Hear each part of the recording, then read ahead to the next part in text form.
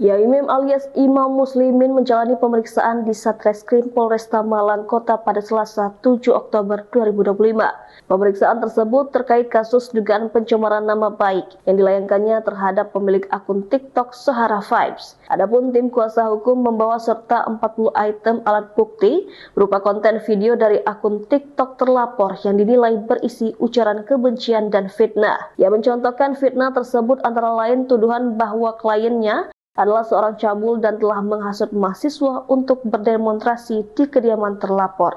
Usai pemeriksaan Yaimim, penyidik langsung melanjutkan pemeriksaan terhadap istrinya, Roshidah Fiknesvari, sebagai saksi tambahan dalam kasus yang sama. Selain laporan utama terkait pencemaran nama baik, pihak Yaimim secara resmi juga melayangkan 2 laporan tambahan. Laporan pertama berkaitan dengan dugaan persekusi yang ditujukan sekitar 5 orang, termasuk pemilik akun TikTok Sahara Vibes beserta suaminya, serta juga turut pihak RT dan RW setempat. Laporan kedua yang diajukan adalah dugaan penistaan agama. Sebagai informasi untuk laporan penistaan agama, pasal yang diajukan pasal 156A huruf A KUHP dan turut serta melakukan atau menyuruh melakukan tindak pidana sebagaimana dimaksud dalam pasal 55 KUHP.